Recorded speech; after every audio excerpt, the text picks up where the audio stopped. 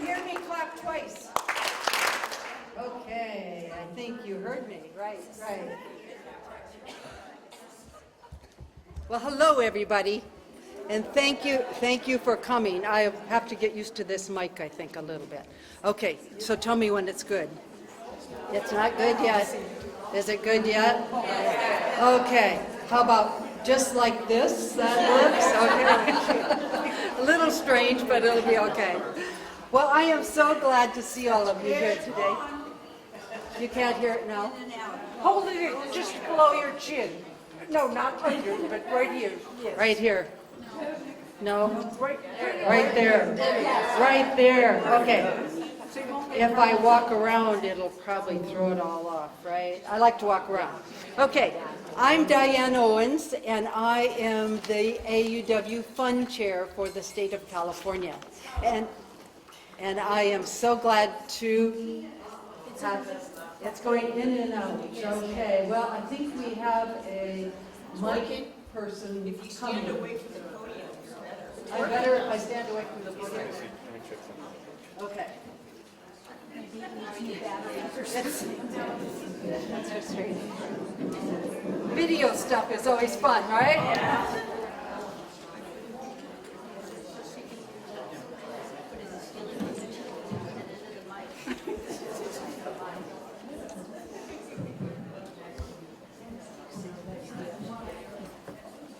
For some reason, it's cutting in and out. It's got brand new batteries, The microphones are expensive if they're good. Okay. Get it cheap, and then Can it wears out. you hear me now? it's cutting off. If you hold it so that the microphone is right here, just barely Okay. touching, but Well, I can read your lips. I think we'll just make the best of it. Don't you think? Right. Okay, again, I'm Diane Owens, and I am the chair of the AAUW Fund Committee for the state of California, and I'm on the board. And it's my great pleasure to welcome you all here this morning. I have the best job on the board. Don't tell the other board members, okay? But I get to go to 3 luncheons. And so this is the third one. We had one in South San Francisco. We had 68 members come to South San Francisco. We had 5 fellows. Then I drove over the bridge and went to Danville for Sunday. And Sunday we had 114 people. We had 7 fellows that were scheduled to come, but 2 of them, unfortunately, at the last minute, had things to do for their studies, and so they couldn't come. And so their studies are always the most important, so we always know that. So if they can't come, we just go with what we have, right? So that may happen this morning too. So anyway, the AAUW Fund, how many of you remember when we used to say that AAUW Fund, we called it the Educational Foundation Programs? Yeah. Oh, good. Thank you. And remember, we used to say it was the heart of AAUW? Right. And you know, it still is the heart of AAUW. It's just that we don't say that too much anymore. But without AAUW Fund, there wouldn't be any AAUW programs. So there wouldn't be any fellows. There wouldn't be any grant recipients. And there wouldn't be any community projects. And do all of you know about Tech Trek? That started with the community project. We wouldn't have Tech Trek if we hadn't had community projects. So we have so much to be thankful for AAUW Fund. And we've changed the name, but it hasn't changed. But a few things are changing. And I don't know if all of you have seen this or not, but the funds have been organized around the strategic plan, the new AAUW strategic plan. And I have one of these on the table for every one of you that you can take home with you to tell you how we're designating funds now. Now what happens? Back on that table, sorry. We have other things back on that table too, but we have things about Legacy Circle. I have some brochures and things from AUW, but this is on the back table. Okay, not on your table, but on the back table. So on your way out, you can get this.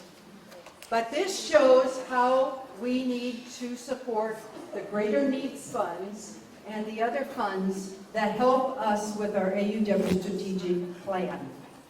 Our endowments, we still have a few to finish, but our endowments are really, they're mostly finished.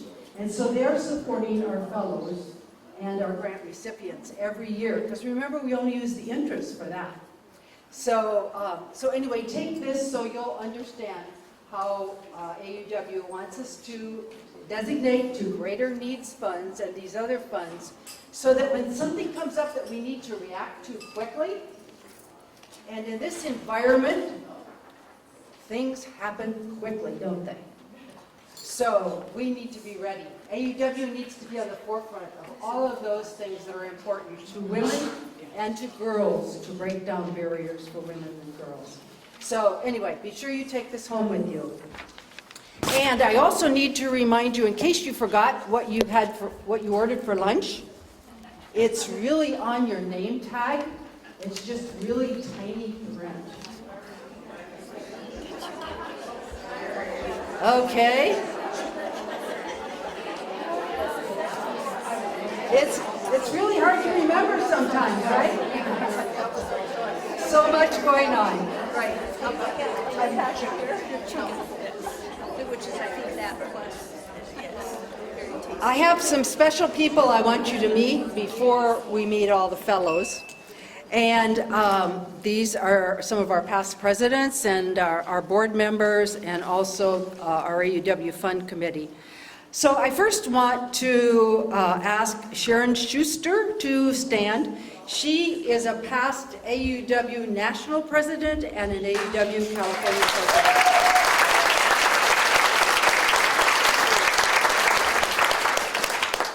And Donna Lilly is here. Donna Lilly, stand.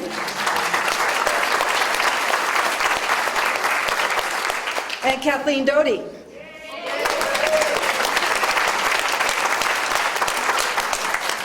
We are especially honored to have 3 of our past presidents come to lunch with us today. And board members, we have Deanna Arthur, a board member. And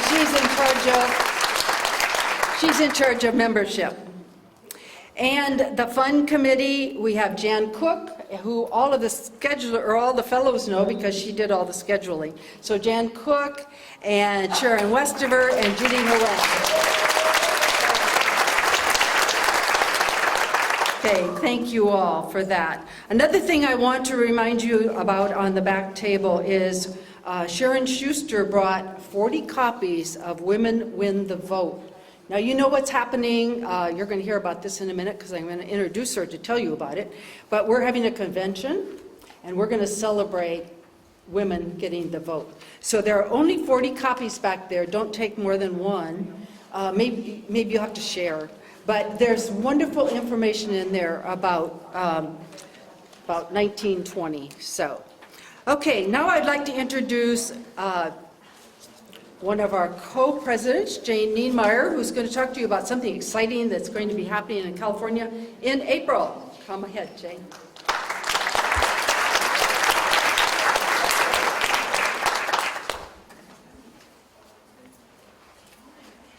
Welcome, everybody. I hope this is not working again. It's working. It's working, okay. We appreciate you. I just wanted to start with a little story. I got an email from Colorado, from the state president, and she said to me, "Would you send me your strategic plan?" And I said, "Sure, I'll do that." And I explained that we, in our strategic plan, we focus on our branches. So we do a lot of things with our branches and trying to help. And I wrote and said, this is based on our branches. And we have 124 branches. And she wrote back and said, we have 12. So we are special. And you remember that. We are special. We do so much wonderful work with Tech Trek and we have speech track and we have local scholarships. Yes? Right there. Okay, right here. Okay, don't move. All right, so just pat yourselves on the back and thank you for all your hard work. We appreciate it. And I want to recognize Susan Negretti also. She is the state coordinator for Tech Track. She stepped up when we needed help, and she's doing a wonderful job along with Alice Hill, who's in Vancouver, Washington. But she comes and helps and works also. But today I'm going to plug our upcoming convention. On the back of your program, please look at this logo. It was done by Nora Boucher, who is a past AAUW Fund scholarship recipient, and she is now a member of our branch. We're very proud of her, myself at home. And she's working on another master's degree at the University of San Diego. But anyway, remembering the past. So that's honoring the women from 1920. And we're Friday of the convention. You see the dates on there. We are going to focus on that. We're going to have some singers singing about that, but we also are going to have a wonderful speaker Friday night, and that's Aileen Rizzo. And she's our keynote Friday night, and she has agreed. And we are having workshops, and we don't know yet our keynote on Saturday, but Kim Churches is coming, our CEO. And we have lots of exciting things. We're working hard and planning. The whole board is helping, Deanna and Diane and everybody. So please come and pay equity. We're going to be honoring that on Sunday. It's the public policy luncheon, and we're hoping to get a state representative, a woman, of course, to speak at our luncheon. And it's hard to schedule them this far out. They're all so busy. So please come, and you should have a lot of money because you didn't go to the national convention. So spend that and come to the state convention. We'd love to see you all. All right, thank you.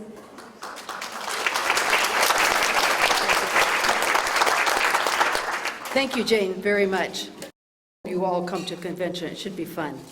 Okay, and at this time I would like to introduce Heather Miller, who is with us from National in Washington, D.C., and she's the AUW Advancement Director, and she also does planned giving. And we have been so fortunate in California. She has been at all of the luncheons, so that's pretty special, right? So Heather Miller. Thank you, Diane. Thanks, Diane. Thanks, Jane. And thank you to the entire California leadership. I'm really happy to be here with you today. Can you hear me? Okay. I was worried about this microphone going in and out. A lot of what I have to say today really echoes what Diane told you about AAUW Fund and the greatest needs. We've had a lot of great successes this year, so I'll start off with that. I'd like to tell you about some of the wonderful successes we've had so far in 2019. You may know that 11 states passed fair pay legislation this year. Can anybody tell me the one state that is still the holdout? It's actually, what did you say? Virginia? No, it's actually Mississippi. So we're going to keep on fighting and keep on working. But 11 states in 1 year, that's something to celebrate for sure. The U.S. Paycheck Fairness Act passed in the House. Of course, we have our work cut out for us in the Senate, but I hope that you all enjoyed the publicity that we had with Lily Ledbetter and Kim Churches on many of the major media news outlets.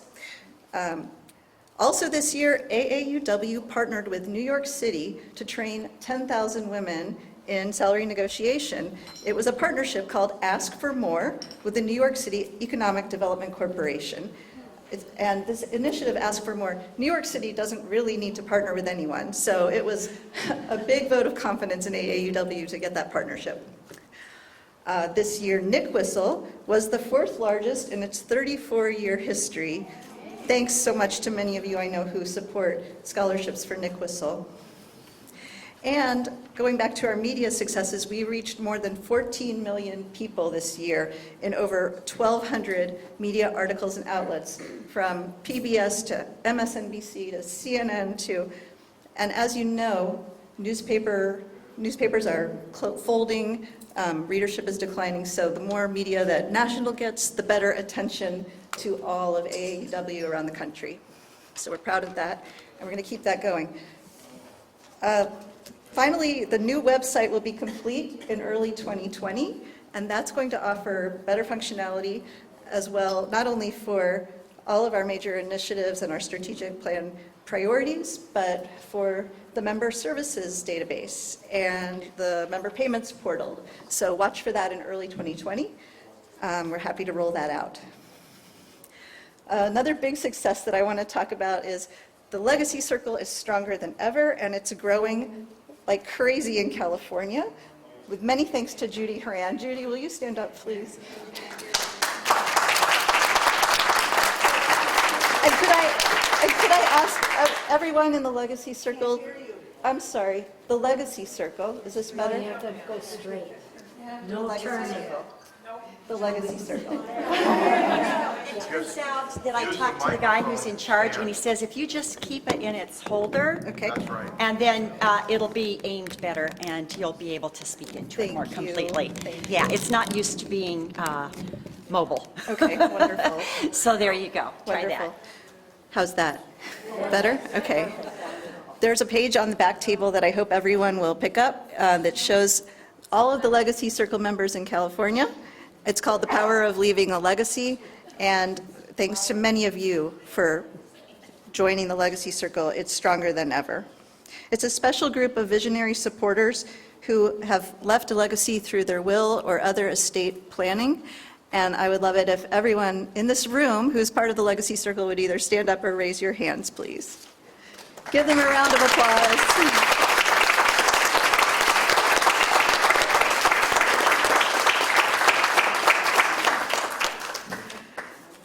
All right, so the next thing I'd like to talk about for a moment is Members Mobilize a Million. Back in 2018, we launched Members Mobilize a Million for economic security, and we had a benchmark goal to reach 100,000 women or people to take Work Smart in person or Work Smart online by August of 2019. And I'm very pleased to tell you that we reached that goal, and we actually exceeded it with 102,000 participants in Work Smart online or in person.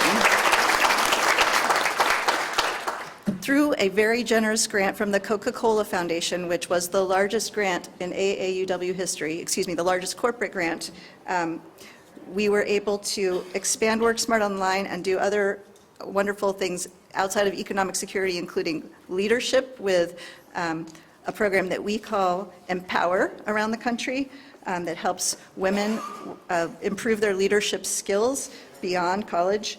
And the exciting thing about the Coca-Cola Foundation grant is that as soon as we prepared our final report, the foundation contacted us and asked that we submit again, which was a very good sign, and we immediately turned around. They asked us to resubmit in 48 hours for another grant. And we did, and so we're waiting to hear about that one. We couldn't have reached so many without all of you, so keep Members Mobilize a Million top of your priority list for economic security and leadership. Now today I'm here also to talk about the 5-Star program. The AAUW 5-Star program was launched to help all of AAUW be in alignment with each other and with the National Strategic Plan. It's a FY20 program that rewards states and branches for alignment and engagement with the strategic plan, and it's a wonderful way to showcase and share your state and branch achievements. We don't want this to be burdensome. We want this really to be a celebration and rewarding you for the good work that you're already doing, we hope. And there are 5 categories for participating in the 5-Star program, and those 5 categories mirror the way that we are structured now in National. They are programs, advancement, communications and external relations, public policy and research, and governance and sustainability. And since I'm here from the advancement office, I'd just like to talk to you for a moment about why we are called advancement. For many, many, many years, you knew us as development, and we have undergone a little bit of a makeover to become the Advancement and Partnerships Division, because we are not just about raising money, we are about advancing the organization on all fronts and creating partnerships, be it through foundation support, corporate support, membership. And we're trying to diversify our revenue streams because obviously membership is declining, and we know that there are great opportunities for us to advance the organization through the strategic plan and all of the exciting momentum that we're building in those areas that I just mentioned. So I hope that you will go online and look at the 5-star program. There's actually a webinar that was recorded just in September that answers many of the frequently asked questions about it and goes through the minutia of it. So I won't dwell on that too long, but each of those areas, programs, advancement, communications, public policy and research, and governance and sustainability, have certain things that you can do and then submit your progress through an online portal, and that will give you a star in each of those areas. And we recognize that I've had many people come up to me from smaller branches and say, you know, there's no way that we can get 5 stars. Our branch is so small. We think it would be amazing if smaller branches achieve 2 stars or even 3 stars, and we encourage you to do that. This is additive, and we just hope that you will participate because hopefully this will go on. This will be a program that will continue on beyond FY20, and we just love to see maximum participation so that we can recognize all of your great work.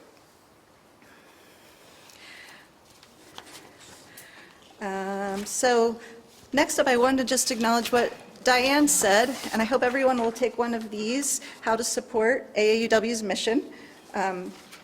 Let's also remember that for many, many decades, AAUW has been instrumental in building up an endowment for foundations, for fellowships and grants, and the endowment is now above $100 million.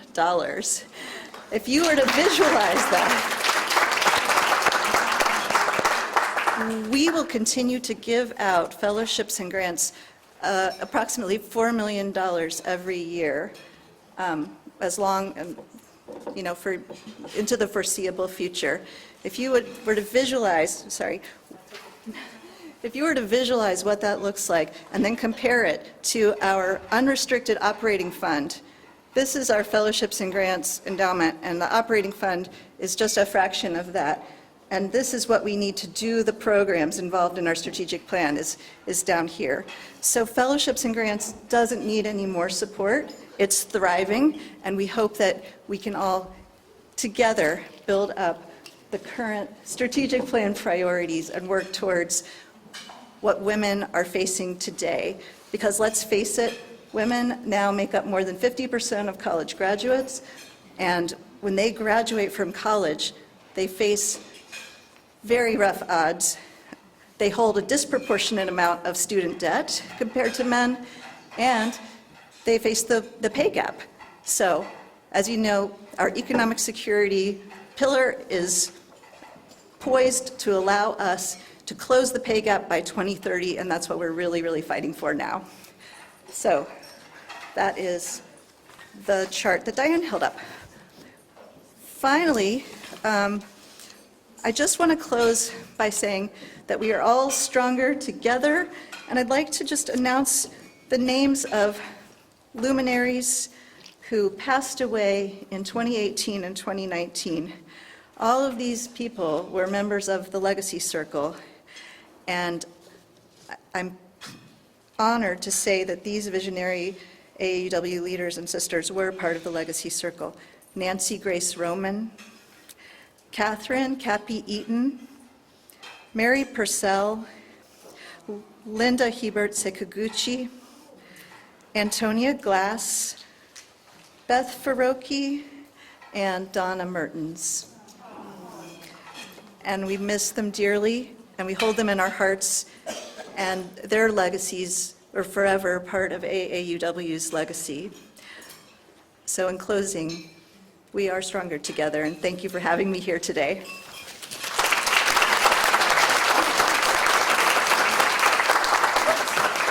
I dropped everything. Sorry, thank you.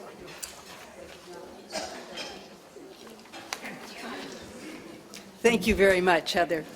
So because I wanted to walk around with the mic, I messed this whole thing up. So sorry about that. So hope this is a little better, right? It's just, you just have to stand in one place, and that's really hard for me to stand in one place, but I'll try. Okay, so thank you, Heather, very much for helping us. I know we need to learn more about the 5-star program and all the other programs, but we'll do that. I know we will do that. So have a wonderful lunch, and I'll be back right after lunch, okay?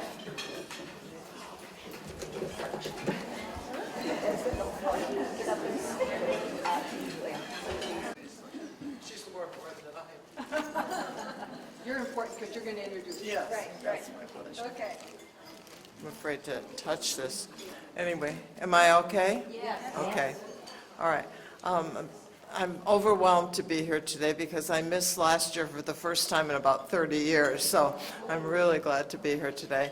And I'm so excited to introduce Veronica Gutierrez with you, to bring her to you today. I'm not going to say very much about her because she has so much to tell you. But anyway, Veronica has an American fellowship, and she's at Azusa Pacific University, but she is on sabbatical this year, and she'll probably tell you about that. And her discipline is history. Her degree and specialization is postdoctoral in colonial Mexico, and I'm going to let you listen to her because she has great things to tell you about the book she's writing and what she's been doing. Veronica.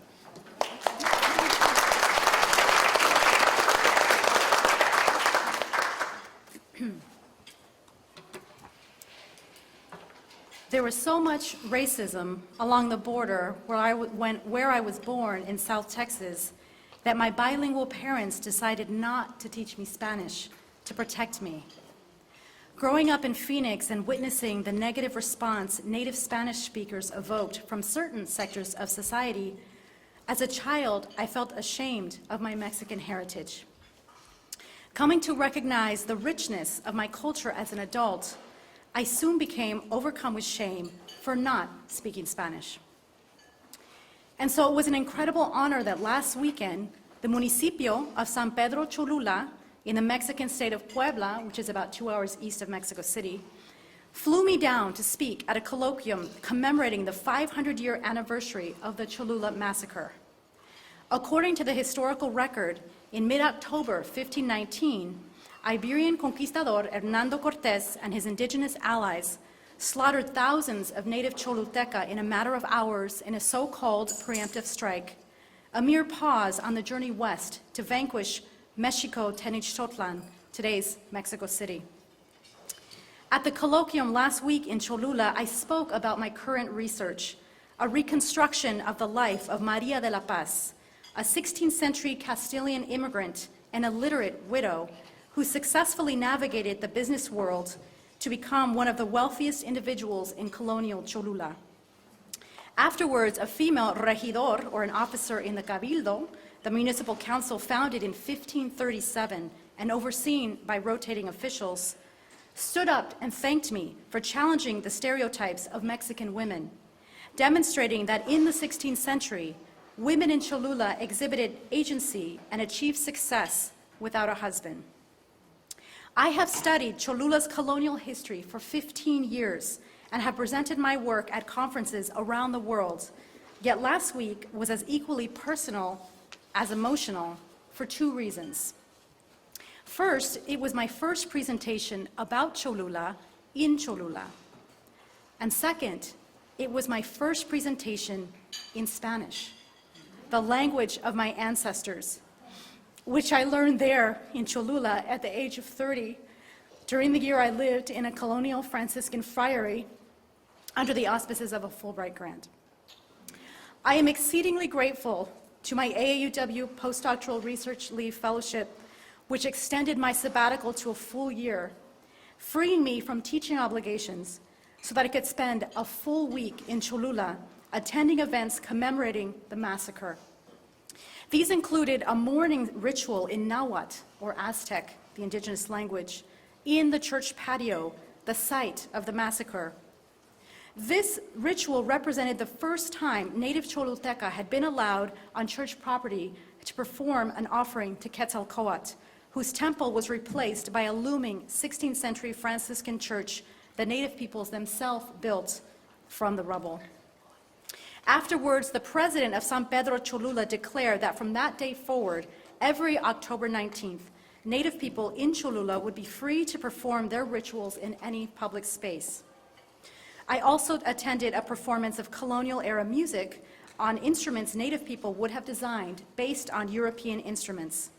A concert of sacred music in Nahuatl, the indigenous language, held in the Franciscan church, and the unveiling of a beautiful memorial to the massacre in the town square, dedicated in Spanish and Nahuatl. The week's events culminated with a 2-day colloquium in which I was invited to speak. As I discovered after I arrived, I was the only scholar flown in for the occasion. All the other speakers resided within a few hours of Cholula. These Mexican historians, archaeologists, and anthropologists are well established in their fields, unlike me, who is an emerging scholar. As someone still establishing my academic reputation, speaking beside them was an incredible privilege. I arrived to Cholula at 10 p.m. on Sunday, October 13th, 2019, after a full day of travel. And in the town square, I encountered a 7-foot-tall number, 500, lit up in red next to an equally tall Cholula, lit up in white. 500 Cholula. 500 years since the massacre. Red and white. Blood and innocence.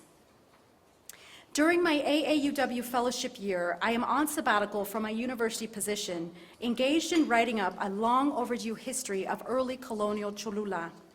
Yet it is not for me or for scholars in the US that I write, but for the local community in Cholula. Thanks to AAUW, I spent a productive week in Cholula and now count the president of the municipio of San Pedro Cholula and Cholula's Secretary of Culture as friends and allies. I have spoken with them about my research, and we have agreed to work together to reconstruct the early colonial history of Cholula, which is the oldest continuously inhabited city in the Americas and has been a sacred site for 2,500 years, and share that history with a resilient Choluteca who 500 years after the massacre continue to navigate the legacy and stigma of colonization. I cannot express my gratefulness to AAUW for supporting me in my academic aspirations, especially since the majority of the funding I received has been earmarked for childcare, so that my 3 beautiful children, ages 6, 4, and 2, are well looked after while Dr. Mama writes her book. Thank you.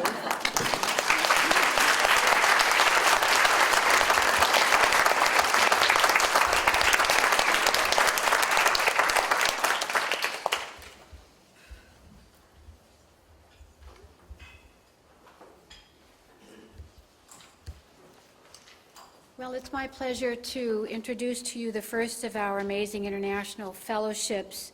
This remarkable young woman left her village in the eastern province of Rwanda in 2012 to come and be a Californian in Riverside and work on her first college degree. She's now going to receive our support to complete her PhD in the University of Southern California. And I think we're all going to be pleased to know that what she's going to be studying is the biology of aging. How she can, her goal is to help us all feel better. So it is with great pleasure that I would like to introduce Princess Buiza.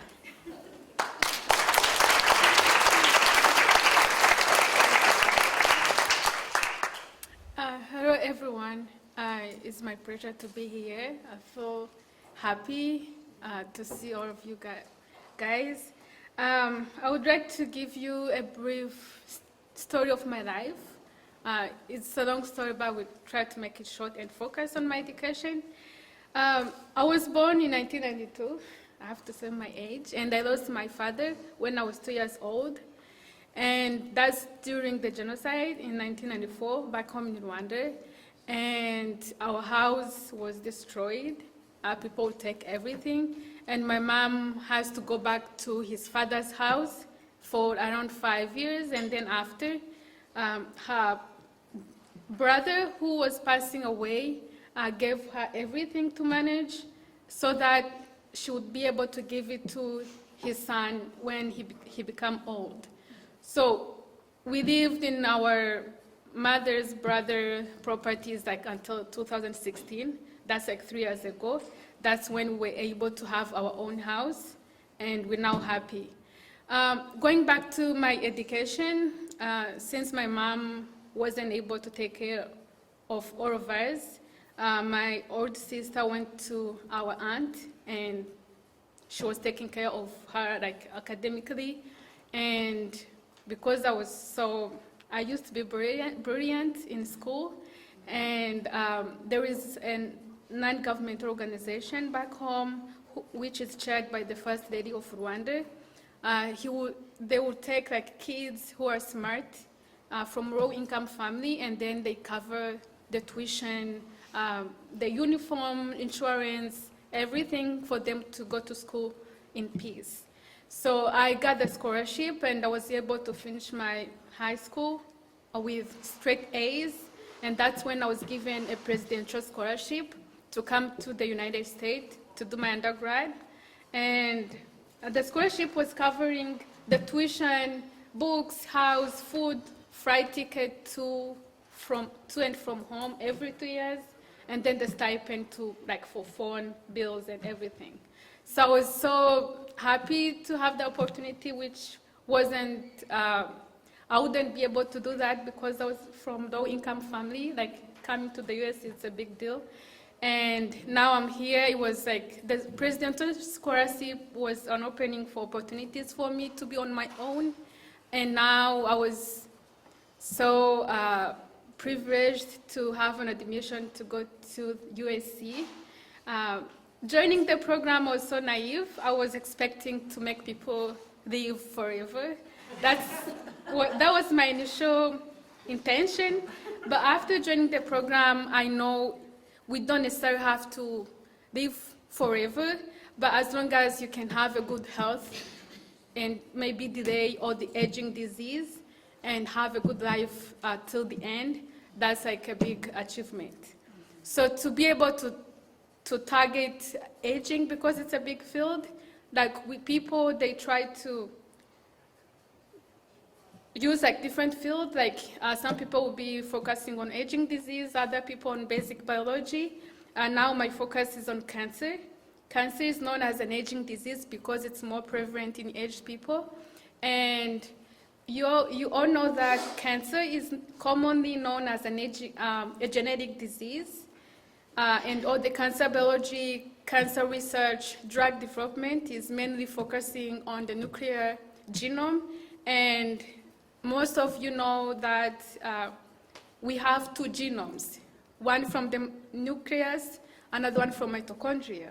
So that means even though cancer is a genetic disease, it's leaving mitochondrial DNA in the blind spot. So my project is so novel.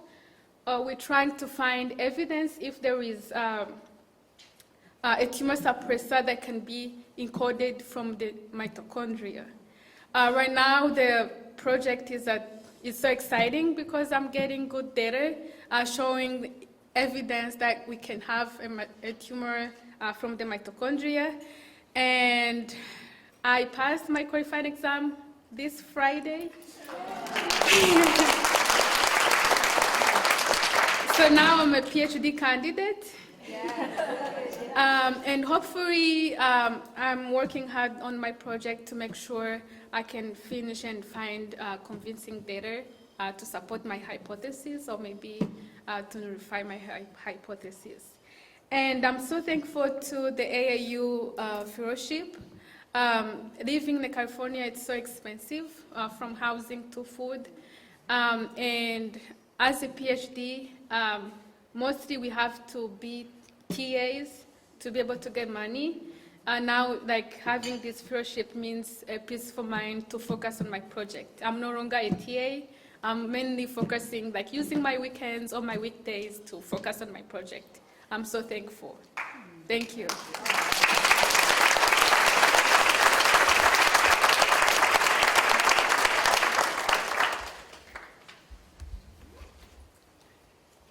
Well, it gives me great pleasure today to be able to introduce a fellow that is studying under my fellowship. And that's only happened twice since the fellowship was established for me. And that was a fellow that I met at the National Convention in 2013 in New Orleans. So this is really a pleasure for me today to introduce you to Arushi Singh, who's sitting right here. And I also was fortunate to be able to pick her up this morning and bring her to the luncheon. So, and the other thing was Kathy Trevino, my friend, was driving, so I could just talk, and so didn't have to concentrate on the road. But I've learned a lot about Arushi, and I think you're going to really enjoy hearing from her. She's a PhD candidate in culture and performance at the University of California in Los Angeles. And she's from India and is hoping to go back there to teach.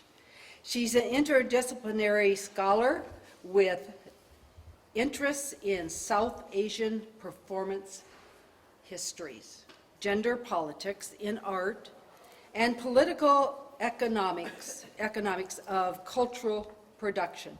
Her dissertation examines the work of women and queer artists producing contemporary dance in the Indian subcontinent. And I know many of you have visited India, and you're going to enjoy hearing from Arushi.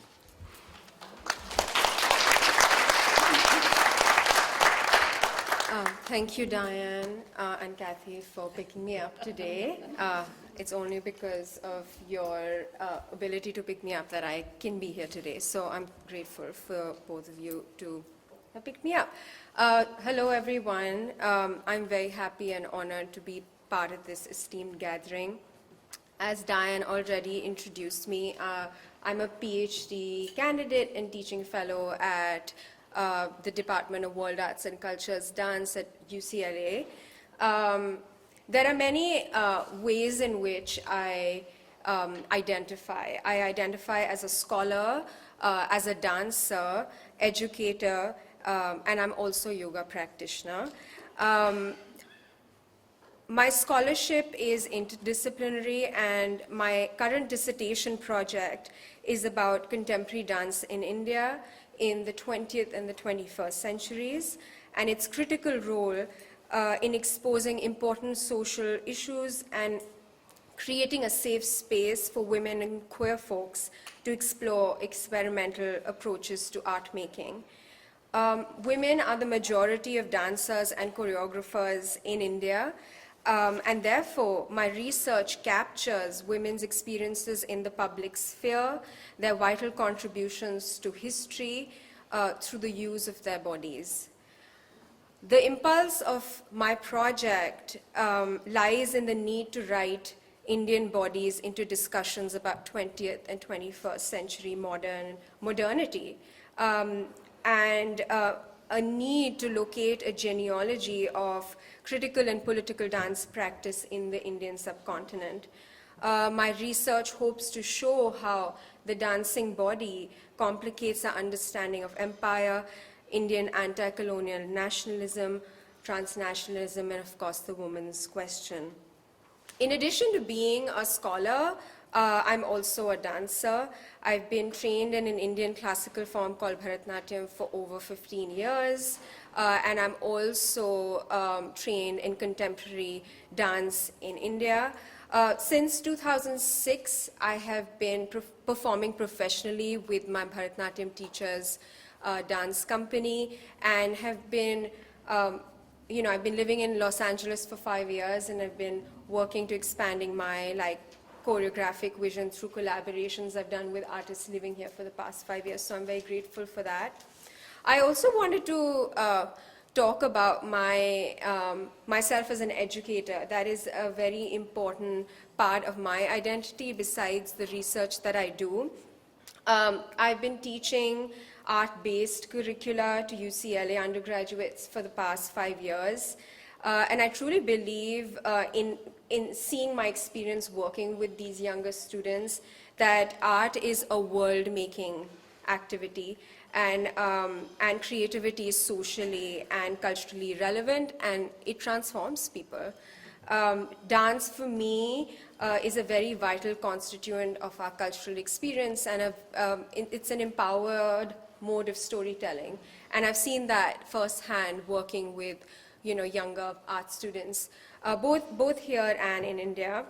I motivated by the idea that education is an issue of gender equity and social justice. My teaching practice is women and LGBTQ inclusive, and as a central part of my teaching philosophy, I aim to sustain a classroom space where my students' identities concerning gender, sexuality, race, class, and caste are acknowledged and reflected upon in order to emphasize the unique contributions that each student brings through their own lived experiences.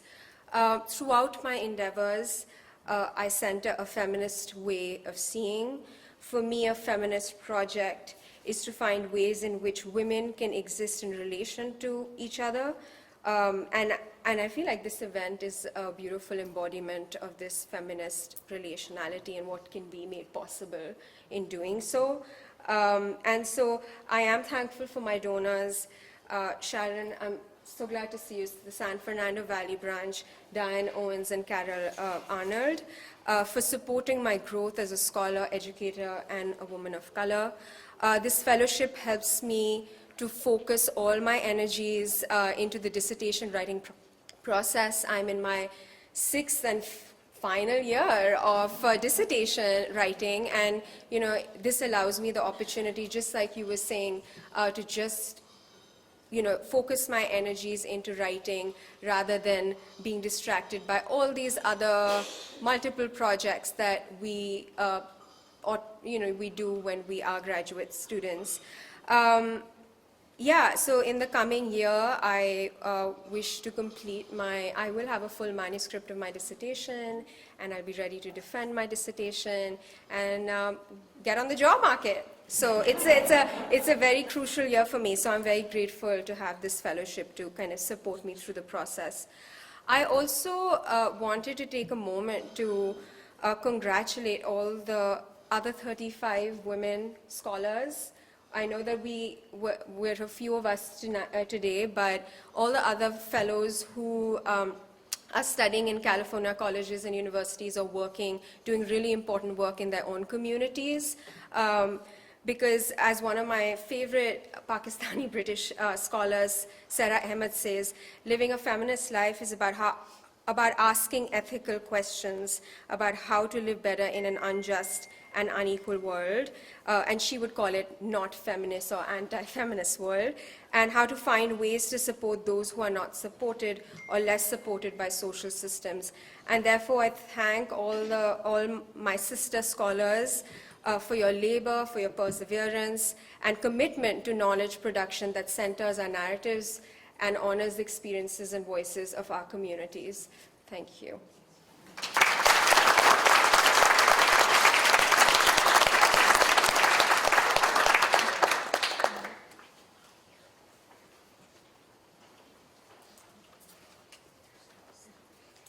Okay, I'll stand on my tiptoes. And I'll pull it down.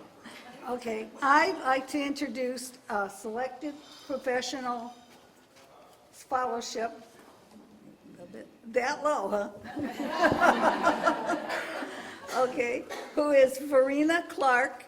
She is a third-year medical student at the David Geffen School of Medicine at UCLA. She is doing clinical rotations at various institutions of Los Angeles.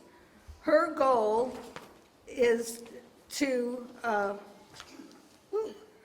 take an active role in the bench to bedside approach to treating debilitating diseases, addressing health disparities, improving health outcomes, and providing culturally responsive, comprehensive health care to patients. Now, somebody wrote that with all those big words, but it just means that she's doing a great job, and she's in her 3rd year of medical, and she is doing some research, and it's wonderful to have people and scholars like this who are so great for us.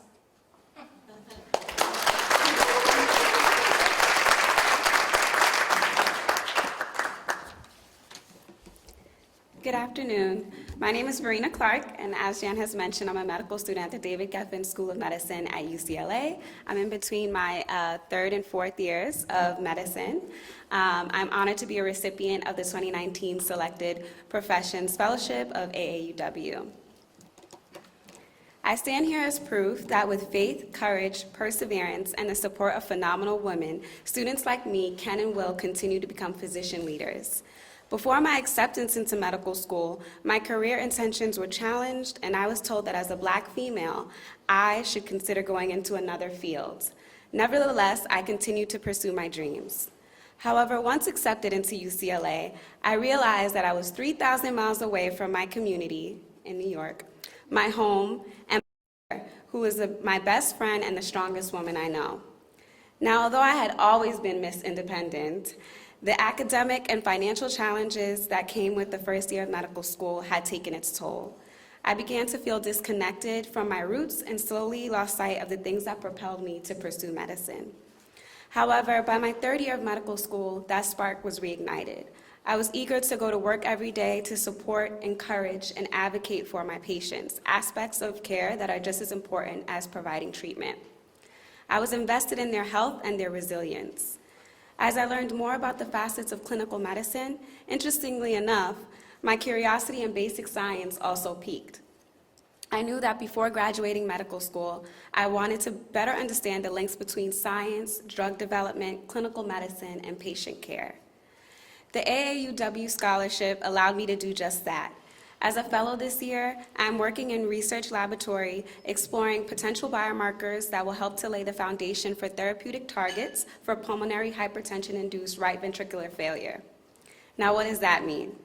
For those who may not know, pulmonary hypertension is a debilitating and incurable disease characterized by elevated pulmonary arterial pressures and vascular remodeling that lead to right ventricular hypertrophy, right ventricular failure, arrhythmias, and sudden death.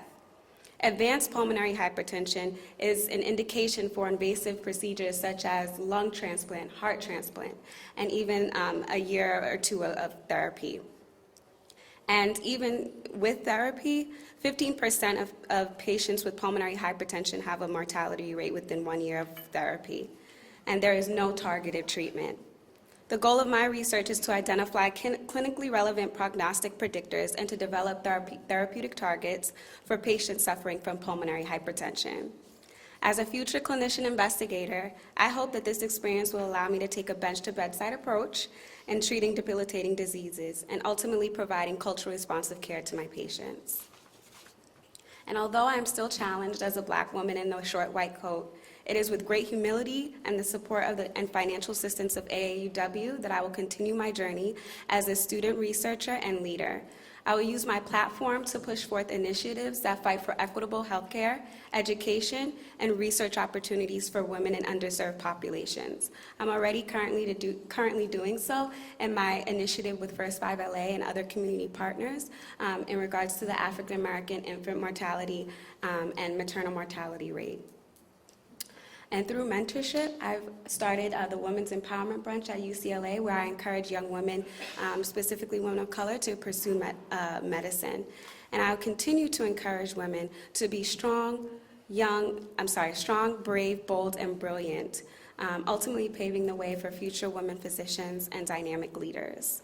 I hope that each of you will continue to open doors for talented and deserving students, and with the continuing support of AAUW, people like me, young women like me, will have the opportunity to pursue careers in medicine and other fields and serve their communities phenomenally. Thank you, AAUW, for the opportunity and all that you do to inspire and uplift women and to support their dreams. And thank you all for your continued support.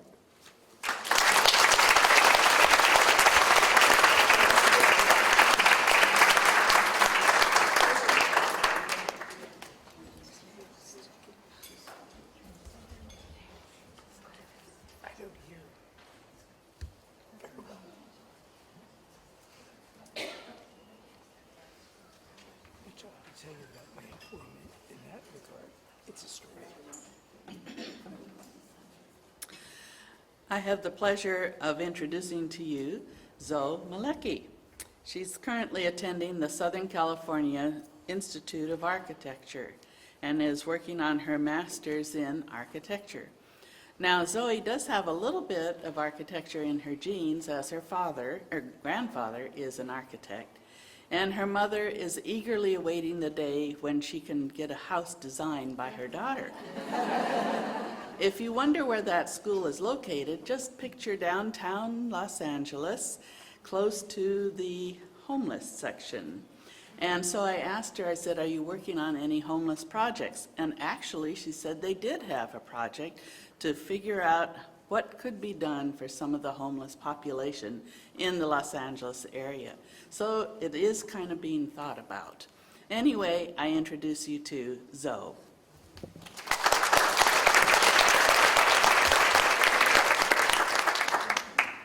Thank you so much, Faye, for that wonderful introduction. Hello, everyone. My name is Zoe Małecki. I feel so honored to be here today and so honored to have been awarded an AAUW fellowship.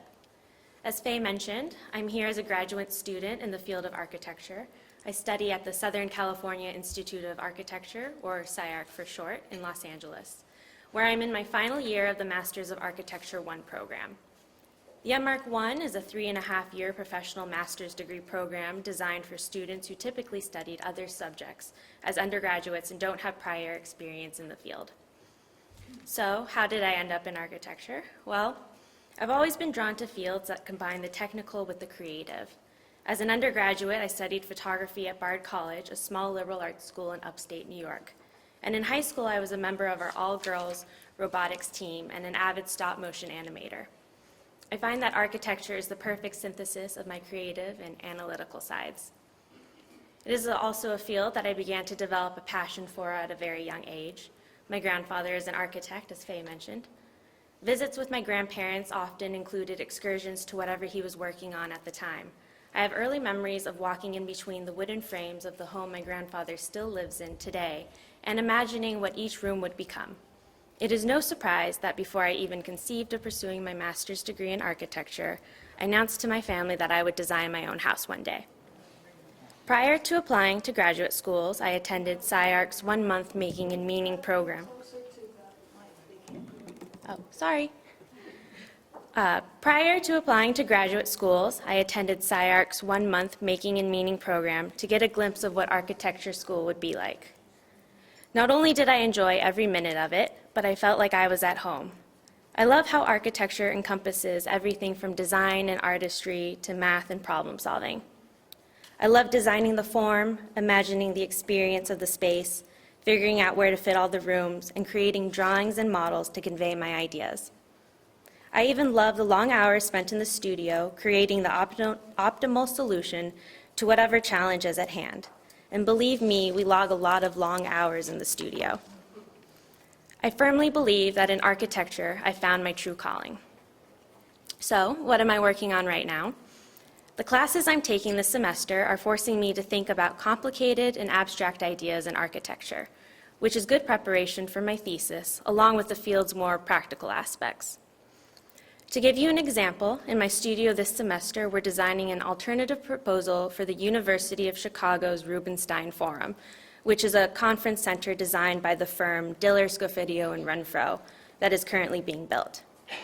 We traveled to Chicago earlier this month to visit the site.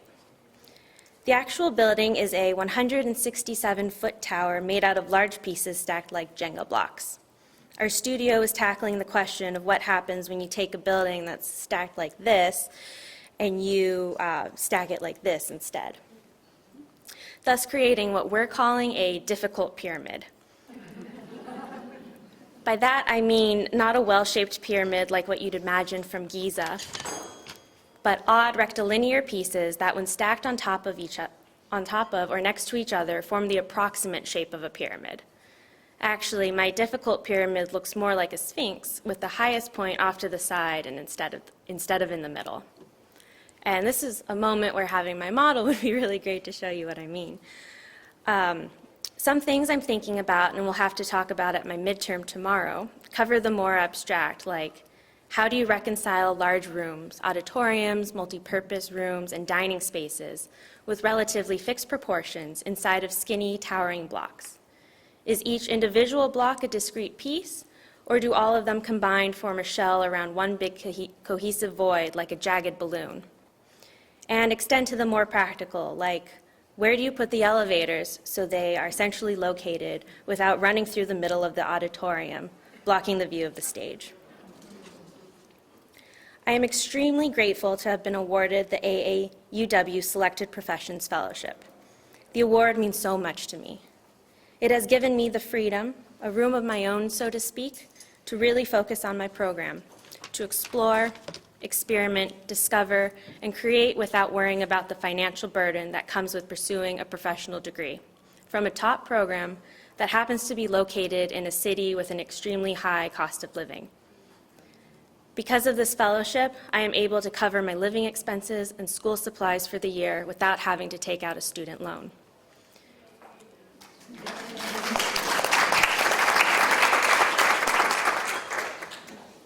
Because of this fellowship, I am able to spend my time as an active participant in the school community instead of at a side job. For example, I've been able to expand my creative pursuits outside of the classroom by creating a zine-style publication called Off Topic with 2 of my classmates. Our tagline is architects reflecting on things that aren't architecture. So far, we have produced 3.5 issues, half because our most recent issue was very small. It was pocket-sized, and we called it Off Pocket. And for our 4th volume, coming out this January, we will feature work from all female contributors. Most importantly, because of this fellowship, I was able to choose my summer internship based on the size of the learning experience and not the size of the compensation. I worked at a very small firm on a very big project, a competition entry for a concert hall and cultural center in Vilnius, Lithuania. Because it was a small office, I was involved in so many more facets of the design and decision-making than I ever would have been at a larger firm.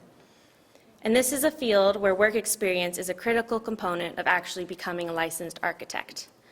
For licensure, you need 3,740 hours of work experience. And in a field where nearly half the students are women, but only 17% of the people actually practicing architecture are, you can see why the work part is critical to women achieving gender parity in the field. And my goal is to be one of the women who helps change those numbers. From the bottom of my heart, thank you so much for all of your support.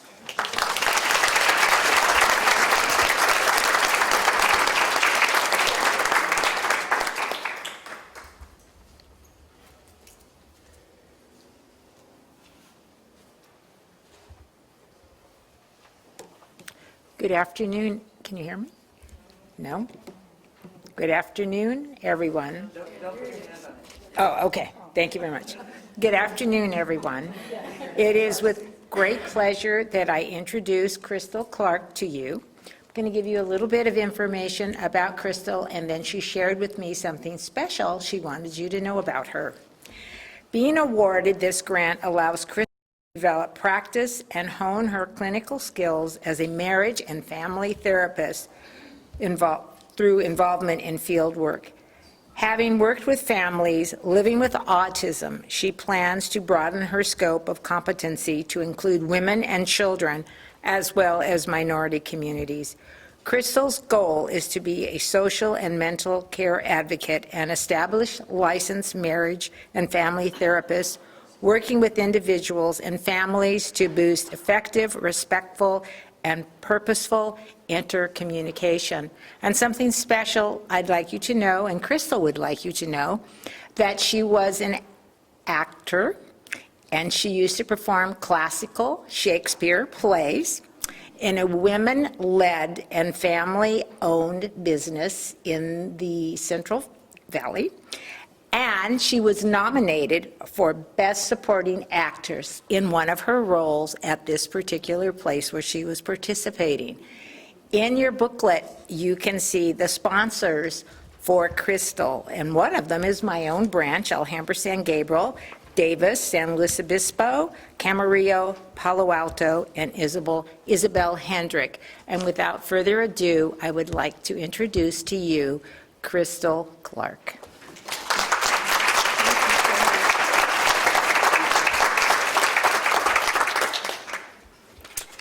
Hello? Is this okay for, okay, all right, we'll try to stay here. So before I begin, I would just like to take a moment to thank the American Association of University Women for choosing me to be one of the recipients of this year's Career Development Grant. I cannot thank you enough, and I hope that one day I can absolutely pay it forward. I was born just outside of East St. Louis, Illinois, in a small town called Belleville. And that's really all that I can tell you about it, because from what I was told, we didn't stay there long. We bopped around from city to state, and by the time I graduated from high school, I had attended 9 different schools. I don't remember much of my childhood. Memories of places are fuzzy, and dates and details do not exist for me. But I do remember the people. Those who made me feel welcomed, those who called me friend, and those who time and time again I had to say goodbye to and never see. I believe that those early experiences were the seeds that would grow into my passion for building and fostering fulfilling interpersonal relationships. Currently, I'm pursuing my master's in counseling with an emphasis in marriage and family therapy at the California State University of Northridge. And as we mentioned earlier, my goal is to boost effective, respectful, and purposeful interpersonal communication. My road here was circuitous. It took me years to learn that one of the keys to a successful relationship, whether it's platonic, romantic, familial, or organizational, really, is a secure sense of self. Because we moved around so much, I became extremely good at blending in and following the crowd. However, I was desperate for genuine connection. So naturally, I found my way to the theater. It was in Mrs. Caltagerone's Drama 1 class where I found my voice, came out of my shell, and learned how to connect with others, but most importantly, where I was encouraged to look inside myself and figure out who I was. Mrs. C's drama class was so influential that I majored in drama as an undergrad. I wanted to understand how people became who they were, why they interacted with others the way that they did, and of course, how relationships were formed. But that sounds like psychology, doesn't it? Well, I believe that theater as a humanities subject is just the artistic pursuit of psychological musings. So I continued my search for connection and self-identity through analyzing scenes and constructing detailed character analysis. It took me 7 years to find my way to psychology and specifically to marriage and family therapy. I worked as a classically trained actress, a commercial actress, and as a teaching artist. Arts education led me to New Road School in Santa Monica, where for 4 years I worked with students with high-functioning autism, and it was this work that introduced me to counseling, a tangible way to help people develop self-identity and fulfilling interpersonal relationships. I did not really know about psychology as an undergrad, and if I had known about it, I probably would have thought it was not an option. An unspoken and deep-rooted belief in the African American community is that therapy is taboo. Based on a 2017 report from the Federal Substance Abuse and Mental Health Services Administration, only 8.6% of African Americans saw a therapist, took medication, or used some other kinds of mental health services between 2008 and 2012. Yet African Americans are 20% more likely to experience mental health problems than the general population, and women are twice as likely to experience depression than men. Think about the intersectionality there. Growing up, I constantly heard that if you have a problem, you talk to your pastor first, then maybe your family, and after that, you keep your mouth shut. Under no circumstances were you to seek outside help from a therapist. The sentiment was that therapists were strangers and head doctors and not like us, and they weren't to be trusted. I speak from my identity as an African American woman, but recognize that these views are not wholly unique to Black culture, and that people of color in general are more likely to be affected by mental health issues and are less likely to receive support. There's a dearth of licensed and practicing minority marriage and family therapists, and this contributes to the cultural taboo that has been placed on therapeutic services. By becoming a part of the profession and having been a part of the culture, I can empathize with the misgivings and will be able to combat them with professional insight and cultural sensitivity. My master's program focuses on clinical work, so my project is my clinical fieldwork. I am a trainee at the Mitchell Family Counseling Center, and my clinic provides mental health care services to the local community on a sliding scale, as well as school-based counseling services for at-risk youth and underserved communities across Los Angeles. And we are also partnered with the Ed Asner Family Center to provide therapeutic services to families who have dependence on the autism spectrum. Every week, for 6 days a week, at 4 different sites, I support children, adults, families, and couples in their pursuit of self-development and the development of fulfilling interpersonal relationships. One particular group of girls that I work with at a middle school comes to mind. We asked them why they thought the administration had referred them for group counseling, and they said, well, they call us wild. They say we're bad students. They say we're troublemakers and that we're disrespectful. We spent some time discussing and deconstructing what these labels, each of these labels. What do these words mean? And what gives them so much power? When we asked them to write down the strengths that they see in each other, people who they had actually connected with, they said, well, I think she's funny, I think she's smart, and I think she's a good friend. One of the girls responded saying, it's been a long time since someone called me smart. These young women are trying to figure out who they are, and they're seeking real connection.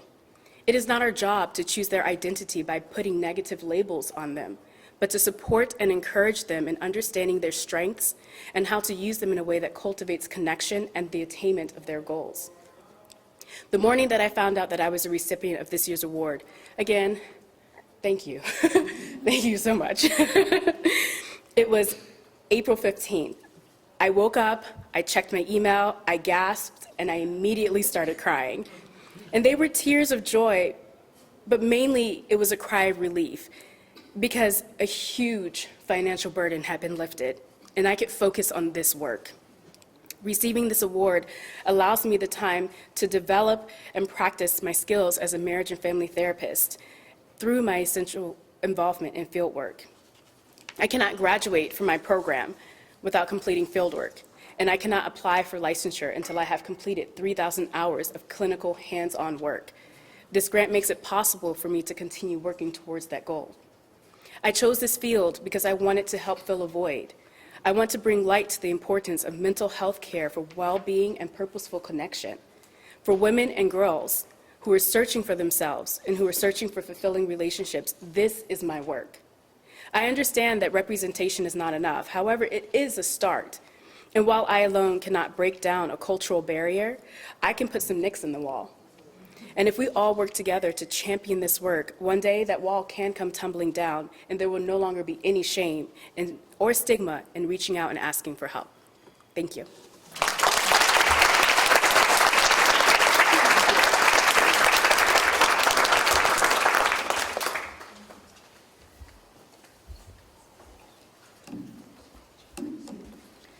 The young lady that I was supposed to be introducing is not able to be here today. Her name is Shani Dharmadasa. She is receiving a career development grant from National University in San Diego.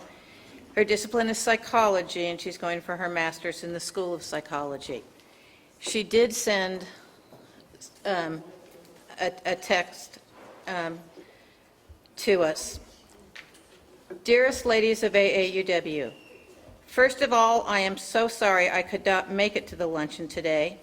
I am so sad to have missed it. I would like to thank you ladies from the bottom of my heart for awarding me with the AAUW Career Development Grant. In my absence, I would love to share a little bit about myself, my journey, and why receiving this grant means the world to me. I worked in the fashion industry as a wholesale sales professional for 13 years. I decided to change careers after giving birth to my first child in 2014. My son Rylan was born with one of the rarest brain diseases in the world. He is currently one of 10 children in the entire world with his disease. He is non-ambulatory, non-verbal, has a vision impairment, and is severely disabled. The first 2 years of his life were extremely hard on both myself and my husband. We struggled to understand what was happening with our child and went through an extremely dark time, both socially and emotionally. My son's journey with his brain disease is the single most important life event I've experienced to date. It has taken some time, but I've come to a place of acceptance with his disease. I have found a strong community within the realm of other parents to severely disabled children, and feel empowered by my son's disease to do more for the special needs world. I chose to leave my established career in the fashion industry in order to pursue educational psychology in hopes of helping special needs children find the right educational placement and advocate for their future. This year, I am a third-year graduate student pursuing my MS in school psychology and focusing my thesis research on the advantages of inclusion for special needs students in preschool. Inclusion is an all-embracing societal ideology. It secures opportunities for students with disabilities to learn alongside their non-disabled peers in general education classrooms. My research is qualitative and involves observations of the classroom and playground activities at an inclusive preschool in Southern California. I will also be interviewing teachers, administrators, and parents at the preschool site to gain their perspective on what makes an inclusive preschool program successful for students with disabilities. The AAUW grant has made it possible for me to take care of my family during this time when I am conducting my research, completing my internship, and am unable to work.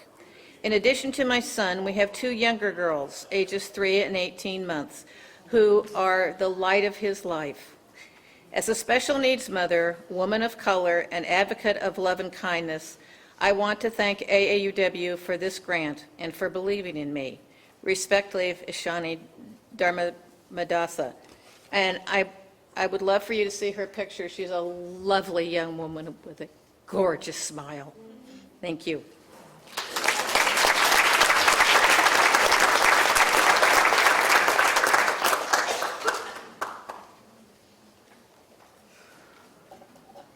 It's my pleasure today to introduce Layla Torres. She's a career development grant recipient, completing her master's degree in business administration at USC. Her specialty is investment management. She mentors college students who are pursuing degrees or careers in wealth management. She also volunteers with a group of Girl Scouts who are 6 to 9 years old, and she's very active in the Latino community, educating and guiding them so that they can reach their financial goals. She is an employee of Disney, and she tells me that they are helping fund, I'm not sure how much of her education, but at least she's getting some help.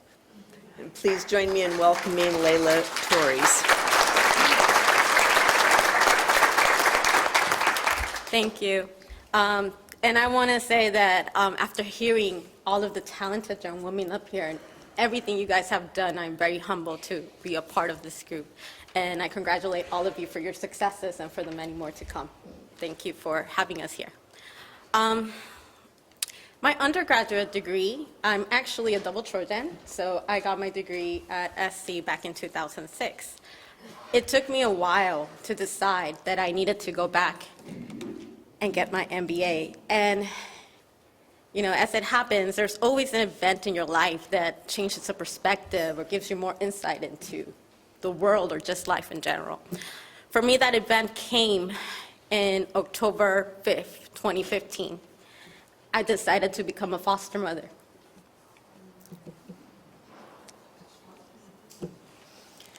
My daughter, Hillary, came into my life when she was 2.5 years old.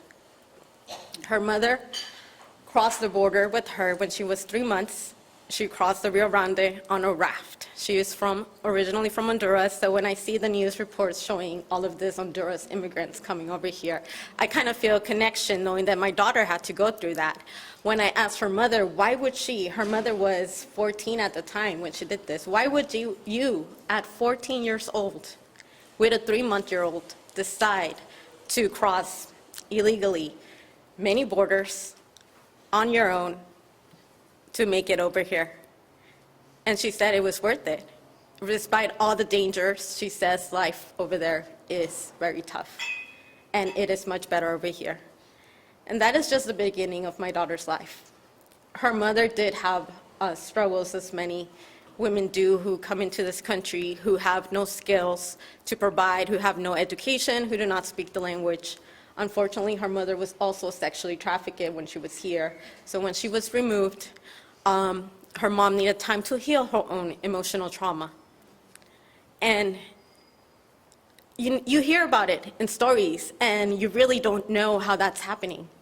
And I didn't, but I learned, and I became aware of it. They were in a home for sexually trafficked women, and one of the most touching things that I felt was she came to my life in October, that Christmas. December 25th, obviously, she wants to see her mom. And I took her, and this home is only for sexually trafficked women and their children. And as I dropped Hillary off to have her visit with her mother, it was not only her mother that I saw, but I saw all these other teenage females who were part of this, waiting for their daughters or their sons to share Christmas morning with them. And I didn't realize how lucky you are that, you have your family during Christmas, and some people don't, and yet they still want to be with them, and they value that. So when you share a holiday and you're lucky enough to have them with you, know that that is also a blessing. Having her in my life, when I chose to be a foster parent, the first thing I learned in business school, personality assessment, told me that I was a blue-red. A blue-red meant that I cared a lot about people. I was very passionate about people. The red side of me meant that I was action-oriented, that I needed to act. And all of a sudden I understood why I became a foster mother, because it wasn't enough for me to just care about making an impact on a life. I had to take action. And I was like, oh, that's why I decided this path. That's why I took her in. I chose a 2-year-old thinking, they're young. They will not experience trauma. Maybe they're young enough where they will not have memories. Maybe they're young enough where she can forget easier. Maybe her brain is still pliable, and, I have enough of her to grow up with her and build her and nurture her enough where she can be okay. That is not the case. At 2 years old, you're traumatized. You have been removed from the one person you loved. And it is still there. It's always there. The trauma of being removed as a child, or at any point in your life, losing everything you knew and going into a stranger's house. When I ever hear, oh, that's the great thing you're doing, it's like, I am not anything. If she, at 2 years old, can persevere and keep going and reassure herself and keep moving on, the stronger person in this picture is her. Every day, it is her. And because of her and all of this impact, I decided I needed to be more for her. And again, being the blue-red of caring for others and thinking further, I started a Girl Scout troop in my Latino community because education is very important. That is the first step. Financial education is very important once we get the education part. Giving these girls or just anyone the opportunity to learn how to make financial decisions to continue to grow and develop themselves is essential to not have to revert to the only way they know how to make money, but perhaps learning how to get a better foundation to move on to something else. They say there's a story that I really like. You have a mom and a daughter walking down the beach, and a bunch of shells, star shells, are in the shore, thousands and thousands of them. And the mom kept throwing them back into the ocean. And there were thousands of them. And the daughter would ask, why are you throwing them back if there's so many? You're never going to finish. Because for that one starfish, it makes all the difference. And we may not be able to fix everything. The millions and thousands of things going on in our lives, but if we can make a difference to one or two, then it is, worth it. And I am very grateful for the grant that you have given me. To me, being in investment world, I'm thinking about money. To me, I equate that as time where I'm actually at home with my kids, spending that valuable time I want with them instead of being at work all the time. It just takes one less worry out of my mind. I thank you so much for the opportunity to be here. I thank all of these lovely young ladies, everything you're doing to move ahead, and for the opportunity to be a part of AAUW. It means the world. Thank you.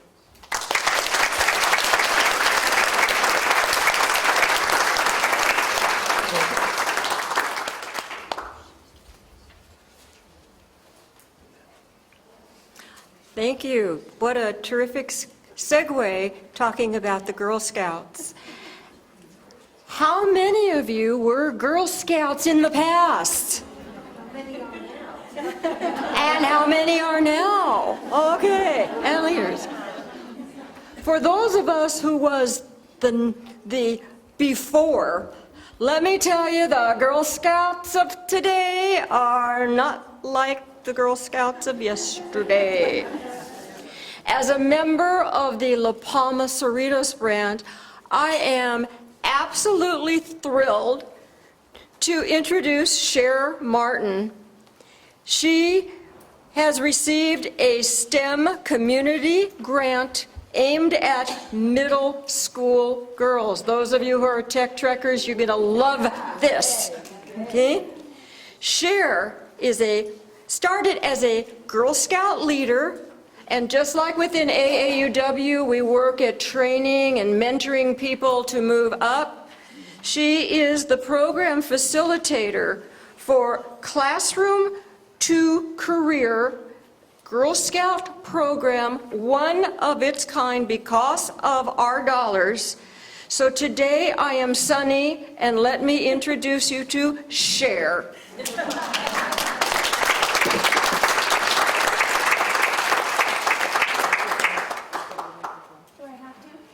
If I use my Girl Scout voice, can everyone hear me? Yes. Okay, perfect. Okay. So first, I would like to thank you from the bottom of my heart for the community grant. I am sorry I am shaking. I will explain first why Jernine Williams is in your program and I am not. She is our grant manager. She came to me and said, AAUW has invited you to come speak for a couple minutes, let them know about your program, give a great thank you for the grant. And I said, yeah, no, I don't want to do that. It brought back memories of being in high school 30 years ago and forgetting my part of the Declaration of Independence and staring out at my classmates going, oh my gosh, I'm going to pass out on the floor right now. So, again, I will be shaking the whole time.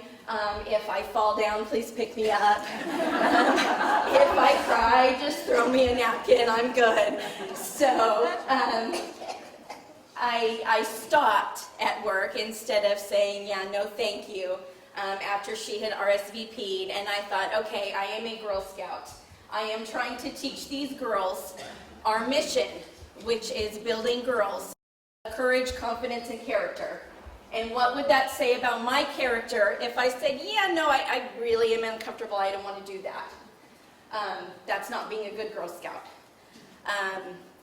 So because of my program, because of mentoring these young women, I thought, let me gain a little bit of confidence and 30 years later get up in front of people and actually talk And so I am here today. Our programming is ever-changing. We are trying to use diversity. We're trying to use innovation.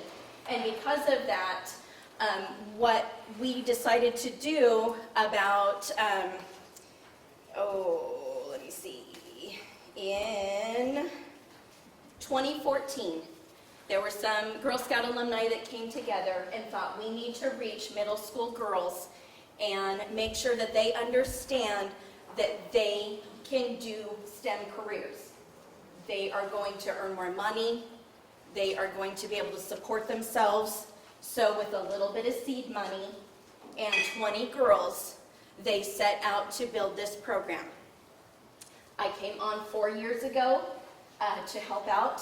At the time, there was about 250 girls in our program, and now I am happy to say, with many thanks to a lot of grant funding, many people who continue to give, this program is now on track to serve 25 schools and over 700 girls this year.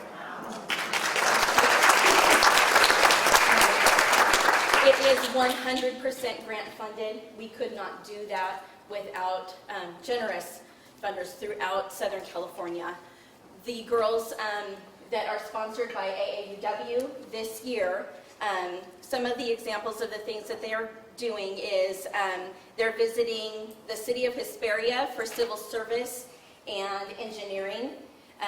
They did a marketing and event planning workshop with the Inland Empire 66ers baseball team, got to tour and see what it takes to put on large events and budgeting.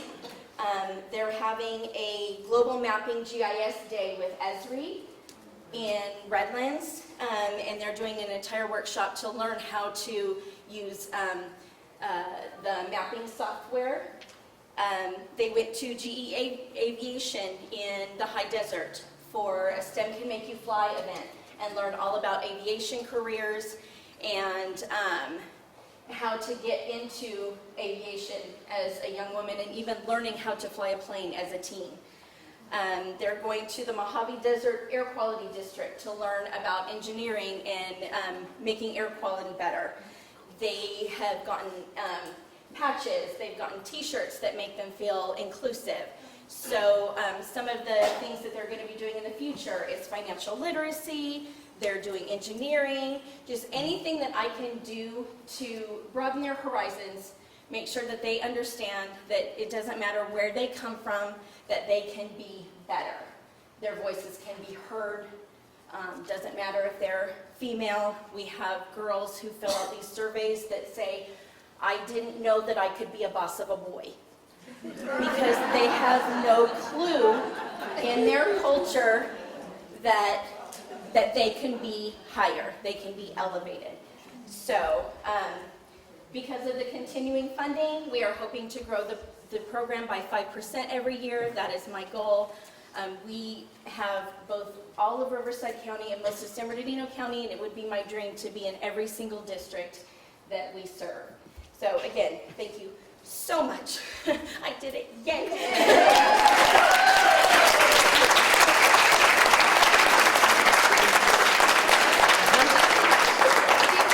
I think we saved the best for last.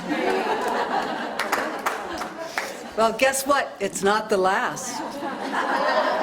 But thank you, Cher. Thank you very much. That was wonderful. We have 2 community grants in California. And remember, I told you that Tech Trek started with 1, so who knows what's going to happen, you know? Many more things for the Girl Scouts. But we also, this is a surprise for you because it's not on the program. This is Georgia Van Klagenberg, and she's with Los Angeles with Arts Bridging the Gap. And Tina Byrne has volunteered to come back and introduce her, so come on down.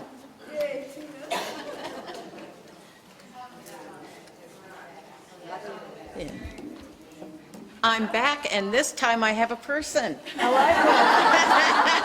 And it's been a delight to chat. Our whole table has been delighted in chatting with Georgia Von Kylenberg.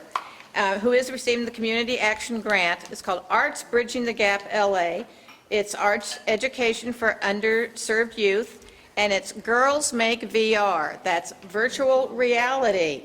So virtual reality for social change, tackling social change with technology.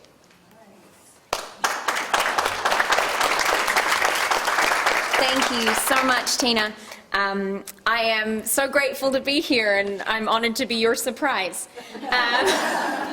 It truly is a gift for me to be here. I don't get a lot of chance to be around all women and almost all women, and celebrating women. And I've had a very female-centric day, actually. I packed together 4,000 women's sanitary pads this morning into a massive bag that I'm taking to Uganda on Tuesday. And there's nothing quite like celebrating women in that way and then coming here and hearing stories and realizing how important it is that we do practical things to support women. I think you are all a testimony to providing the tools along with the inspiration and the belief. And that is so uniquely special. And sometimes we don't celebrate action the way we do empowerment and saying you can. And it made me reflect as I was sitting there thinking, oh, I didn't know I was meant to speak. Okay, I better think about something. And I was reflecting on my story versus my organization's story and the work that we do. And I didn't realize how they were so connected. So thank you, AAUW, for reminding me that today. And I want to thank you so much for making that difference possible, because I was brought up in a world where you didn't really go beyond. My family are very afraid of a lot of things. And ironically, we come from a very a world with a lot of access, I think is the best way to put it. But I was not encouraged to take that. And so I was this little child determined to take on the world in a world where that actually wasn't encouraged. And for whatever reason, and I believe everything happens for a reason, I was given some severe trauma as a very young girl, and then developed a mental illness that I had to overcome myself, and then was also given an immune disorder in my early 20s, which I also overcame, and were given the 3 tools I needed, the 3 most challenging things I needed to then do what I've done now in my work. So I want to transition back to the organization. You'll see how it all fits in. I started Arts Bridging the Gap, my organization, in 2014 because I'd been in Los Angeles for almost 10 years. And what I had seen was that we have these incredible human beings, incredible children all through Los Angeles who are resilient, who are grateful, who are dealing with the kind of things that no one would wish upon another human, and they're doing beautiful things. They're kind, they're loving, they're full of dreams, and everybody is telling them, believe in yourself, you can take on the world, it will be anything, but no one is giving them the tools. And that's not fair. And I think you all know as women that we're going up in a world where everybody was telling you, oh, it's changing. Women can do anything now. But how? And with what? And what is so special about what AAUW is doing is you are giving them the resources. You're giving women like the incredible recipients that I've had the pleasure of listening to talk about what you're doing. You're making so much possible. And so I had these incredible kids that I was coming across that were being told to believe in themselves, but no one was giving them the tools to do it, to take on that thing that they, you'd have the class, what are you going to do when you grow up? I want to be a doctor. Okay, but we're not going to help you get to college, so good luck. It's just not right. So I started doing what I always love to do. My thing is social change. I'm obsessed with it. Don't get me started. I believe that we can change everything, and I am determined to do it, but I've had to find the tools too. I don't come from money. I don't come from, connections. I moved here knowing nobody in 2005 and was determined to use entertainment to spread positive messages. When I saw how big the issues were, I had to sort of do the work instead. The thing that arts education does, the tool that I found in arts, because that's my love, is healing trauma. is making all the things that fill little beautiful humans' heads and hearts with pain and confusion and distraction, it gives them a place to put that hurt and that distraction and that pain so that they can do their math, so that they can do their English, so that they can focus in school, so that they might be able to get to the next step to create that dream. So I started researching and became a neuroscience geek, and I love the brain. And I learned what art was needed. So Arts Bridging the Gap became an organization that does public art and that brings fractured communities together to work together to create art, to create social change, at the same time as healing their brains and hearts. We do 4 programs, and I'll get to the one that you guys have made possible very soon. The first one is the Street Art Initiative. We bring LAPD officers and at-risk youth together to create public murals. I put them through an empathy curriculum. Some of them are great friends now. They go bike riding together in Hollywood. And then they put public art in the world to remind them when I'm not there of the day that they liked police officers or that they liked those kids, and that they tell that story to the world. We have an empathy project that brings affluent and underserved youth together to experience each other, because one group has access and a sense of entitlement in a good way, and the other group have resilience and grit and determination that I think they could benefit from each of themselves. Say that again 10 times fast. Because we need that in our leaders in the future. Either or is not okay. Then we have the Global Pen Pal Art Sharing Program, where we connect kids from Uganda, Lebanon, LA, and India, and they share art. I think it's really important in a world that is no longer a country versus a country. It's us together trying to survive, and I want the kids to know each other and understand each other, so that when I asked my little buddy Raven yesterday where Uganda is, and she says India, that won't happen again. It's kind of important. People know that that is not where Uganda is.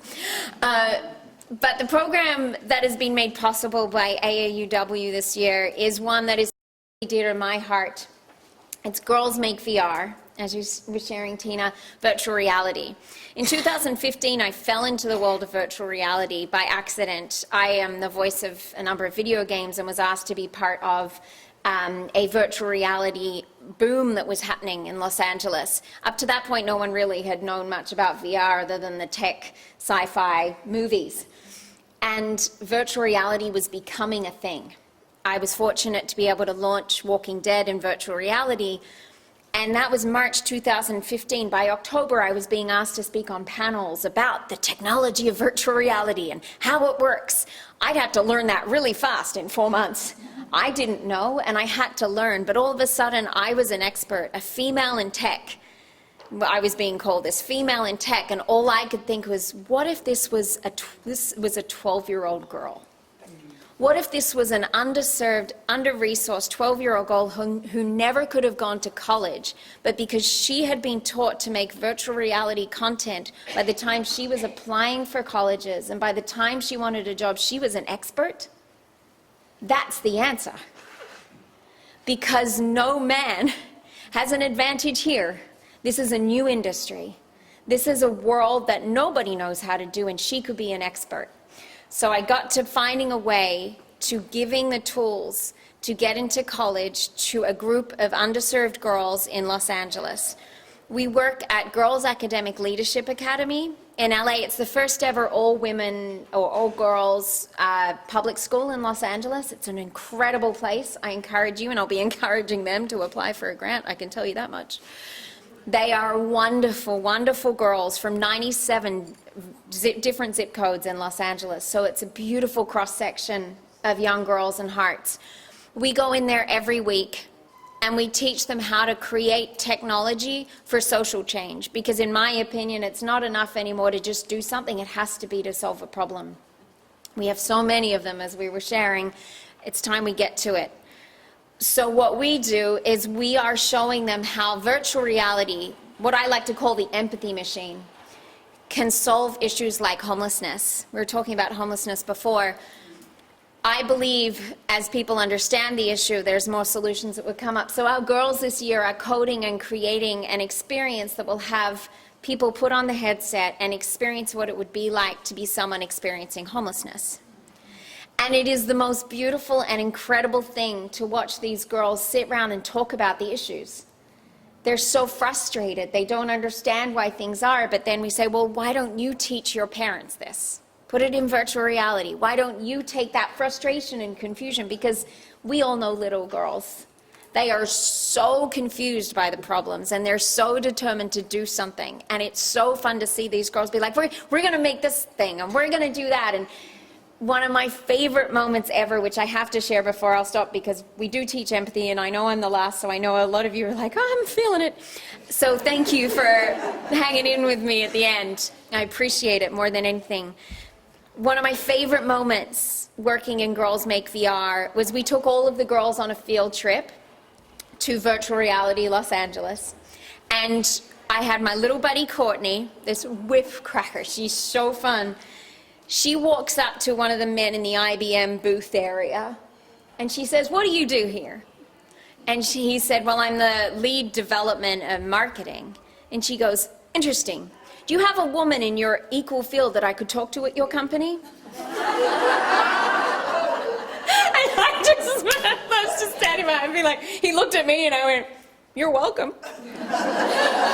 It was one of my favorite moments of this program. But I want to thank you all specifically before I step down and say what this year with AAUW for me has reminded me of one of the most important parts of creating something for girls, for any child and any person, is to surround them with support and surround them with mentors. We know that the most important factor in a child's development and the thing that determines their most success is not where they were born, it's not where they're educated, it's not how much money they have. It's actually, and this is data, it is the mentors that they have surrounding them.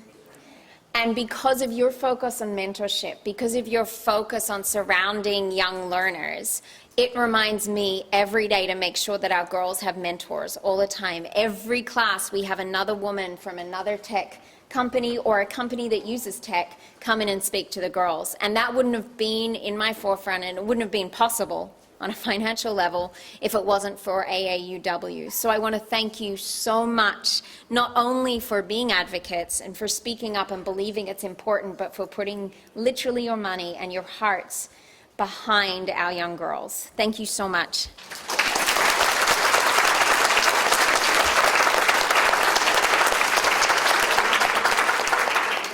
Thank you very much, Georgia. That was a nice surprise, wasn't it? Right. Wow, did you learn a lot today? Yes.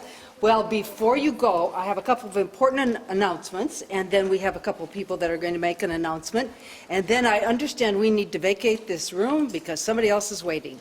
So, the first important thing is all of the fellows and grant recipients and community action that spoke today, we want a picture of you over against that wall before you speak to any of these members who are waiting to talk to you, okay? And otherwise, we won't get the picture taken before we have to get out. So anyway, when we say, okay, you can go home, then the fellows run over to that wall, okay?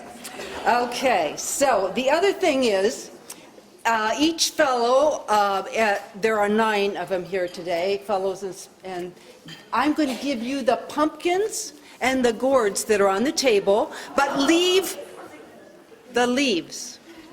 Leave the leaves so we can use them again next year, okay? Okay.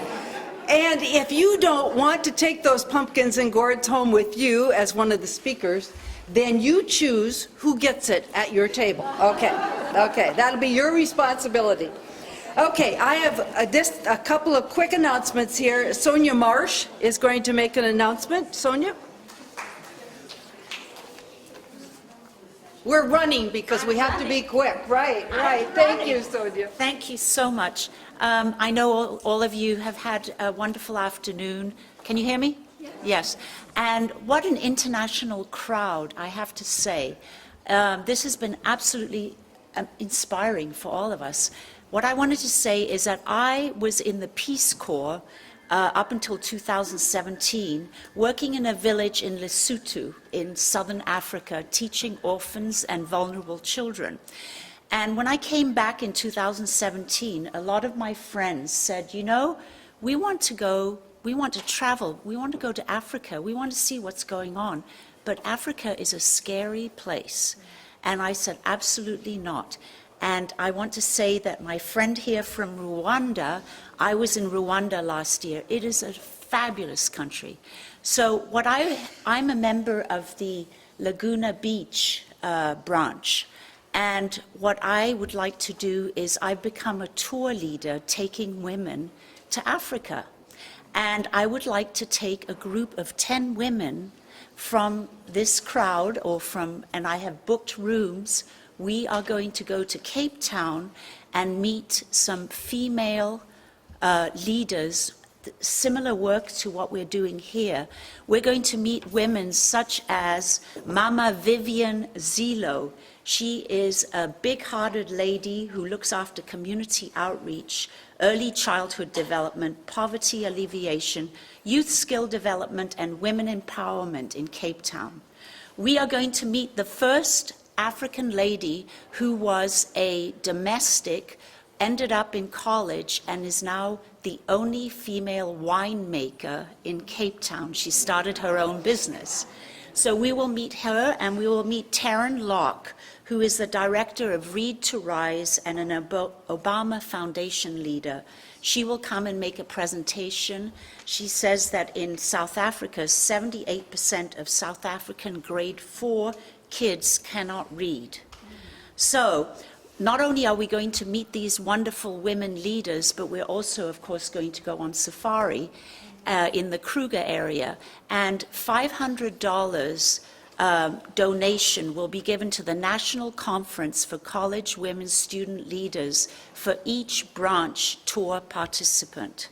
So I would like to invite 10 ladies to join me. This is next year, and it will be April 30th through May 7th of 2020. And if you cannot go, but you have a friend who would like to go, encourage them to join the AAUW. That way we can grow membership at the same time. So anyway, thank you very much for listening, and thank you for inviting me to speak, and I look forward to seeing some of you on my trip. Thank you. Thank you. Now, I would like to invite Sharon Schuster to come up and say a few words about Monine Lecce, and then Heather and Judy to come up and do the pinning. Thank you.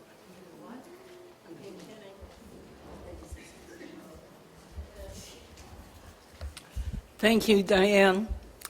I know that a number of you remember Monine Lecce, who was probably the consummate AUW volunteer that I certainly ever met.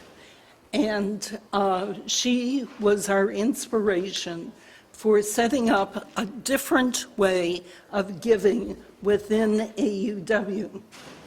Giving circles came about 25 years ago when women came together to fund projects in their community and to do things that no one of them could do on their own, but together as a group, as a circle, they could choose what to support in their community.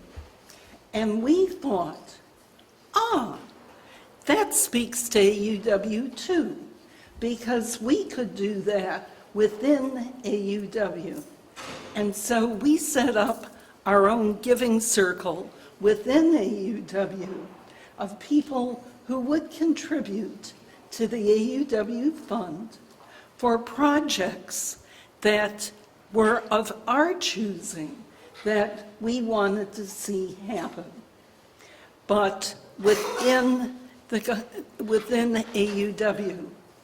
And so we have a dedicated core of members who contribute yearly and increase their contributions yearly to make sure that very special projects are funded. Sometimes these projects are research, sometimes they're community action grants.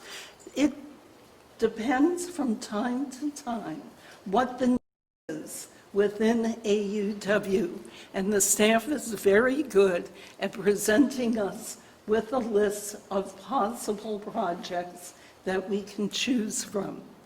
So, I just happen to have a very nice brochure that will tell you more about the Giving Circle and how you can participate in it. And I hope that you will consider being part of the Giving Circle and choosing the next special project that we will fund within AUW. Thank you, Sharon. And now Heather and Judy, if you'd come up, and then we'll end the program. And while Judy makes her way to the podium, I want to thank the members of the Mooning Lecce Giving Circle on behalf of your national organization. These very generous supporters are doing amazing work and supporting some of your most valuable and innovative strategic plan priorities in 2019, and we'll see what they're going to come up with in 2020. Thanks, Sharon. Okay, to close out this wonderful afternoon, we wanted to take this opportunity to do a little quick pinning for a Legacy Circle member. Is La Palma Cerritos is here, Jackie? Oh, where are you? Okay. And Toby, why don't you come up to represent the branch? Anyway, we like to do these things publicly so you'll know that it's a real honor to be a member of the Legacy Circle, and we have lots of information for you to look at over there, and Heather will say something anyway. I have two little things for you, well, two big things. Well, you're wearing yours. I wasn't sure she had her pin, so I wanted to make sure, but we do have another small one for the days when you don't feel as dressed up and you want to, just let people know you're in the Legacy Circle. And of course, I just want to tell you that as the Southern California Legacy Circle Chair, Liz Bathgate and I have had a wonderful time. She's in the north. But on our calls, California always competes, you know how we are. And there are states that are smaller than us and have fewer members who have more Legacy Circle members. Now, we cannot have that go on. So, anyway, please take some information home and call me or call Heather, and we'll put you on the list right away. Heather? And quickly, I just want to say congratulations, Jackie. Thank you for being our newest member. And for everyone who is thinking about it, it's easy and simple to join, and you don't need to be rich to do it. So please, if you'd like to hear more about it, we have some materials on the back table, but Judy or Jackie or I would be happy to talk with anyone about the Legacy Circle. Thank you. Thank you. Do you want to? It's my honor to be part of this very prestigious Legacy Circle. I finally got to do it. I've been meaning for years, as many of you have, but I finally did it.